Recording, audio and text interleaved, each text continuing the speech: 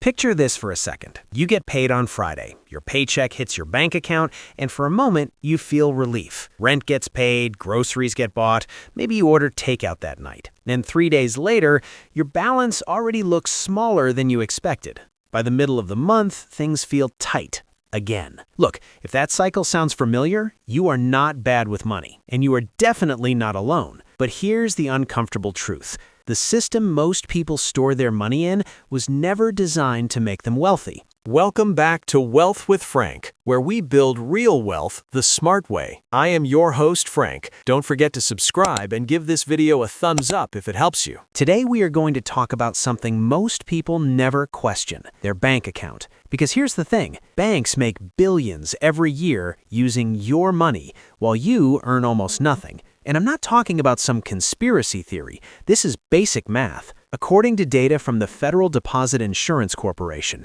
the average savings account in the United States pays around 0.4% interest. Now that sounds small but harmless, right? Here's where it gets interesting. The same banks that pay you less than 1% often lend that exact money out through credit cards at 20% interest or more. Think about that for a second. If you leave $10,000 sitting in a traditional savings account earning 0.4%, you make about $40 in a year. But if someone borrows that same $10,000 through a credit card balance at 20% interest, the bank could collect roughly $2,000 from that money. Look, I'm not saying banks are evil. Businesses exist to make money. The real problem is that most people never realize how the game actually works. Here's what most people do. They deposit their income into a bank, leave the money there, use a debit card for spending, and occasionally use credit when things get tight. Psychologically, that feels safe. Your brain sees the bank account as responsible behavior,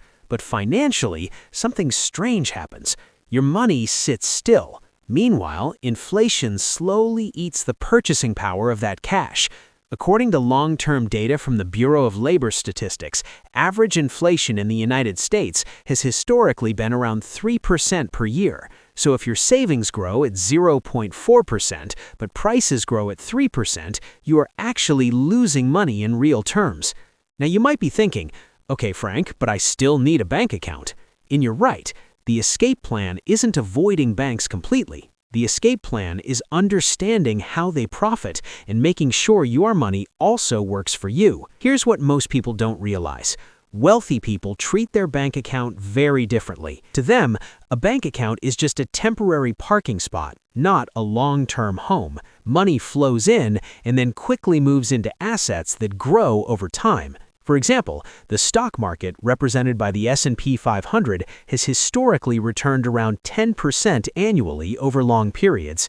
Now that doesn't mean every year is perfect. Markets go up and down, but over decades, the math becomes powerful. Let's use a simple example. Imagine someone invests $500 every month starting at age 25. At a 10% average annual return, that person could end up with roughly $1.1 million by age 65. But if that same money sat in a savings account earning 1%, it would grow to only about $300,000. That difference, almost $800,000, isn't caused by working harder. It's caused by where the money sits. And this is where psychology enters the picture. Humans naturally prefer comfort and certainty. A bank balance feels stable. Investing feels uncertain because numbers move on a screen. But the real risk is quietly doing nothing while time passes. Banks understand this psychology extremely well. That's why their marketing focuses on safety, simplicity, and convenience. Because the longer your cash sits idle, the more they can use it to generate profits. So what should you actually do? First, keep an emergency fund of 3 to 6 months of expenses in a high-yield savings account. This protects you from surprises. Second, automate investing the moment your paycheck arrives. Even $100 or $200 a month matters more than most people think. Third, avoid carrying credit card balances whenever possible. Remember that 20% interest example. The bank loves that situation. Fourth, start thinking of money as employees. Every dollar should have a job. Some dollars pay bills. Others should be working to multiply. Look, escaping this system doesn't require genius investing skills. It requires awareness. Once you see how the structure works, you stop leaving all your money in the slowest growing place available. Because the goal isn't just earning money. The goal is building a system where your money quietly earns more money. Let me tell you a quick story. Two coworkers, Jake and Daniel, both earned about $60,000 per year. Jake kept almost everything in his bank account because it felt responsible. Daniel kept a safety cushion but invested the rest. After 15 years, Jake had roughly $90,000. Daniel, investing about $400 a month, had roughly $180,000. Same income, same city, same lifestyle. The difference was simply where the money sat. This is why personal finance is less about intelligence and more about structure. Design a system where money automatically moves toward growth, and suddenly progress becomes almost boring. And boring is actually powerful in finance because consistency beats occasional brilliance. So the next time your paycheck lands in your bank account, ask one simple question: how long will this money sit here doing nothing? Before we end, I want to share one idea that completely changed how I think about banks. Banks treat money like inventory. A store sells shoes. A bank sells access to money. Your deposits are the raw material they use to create loans. The more capital they control, the more profit opportunities exist. So your goal isn't rejecting banks. Your goal is copying their strategy. Use money to produce more money. When you start thinking like that, something shifts psychologically.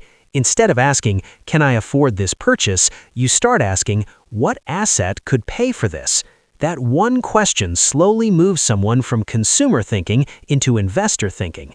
And that mindset shift is usually the real escape plan, because wealth rarely comes from one lucky investment. It grows from hundreds of small decisions repeated for years. Saving a little, investing consistently, avoiding expensive debt, and letting compound growth do its thing. The earlier you start, the less dramatic effort is required. Time quietly does the heavy lifting.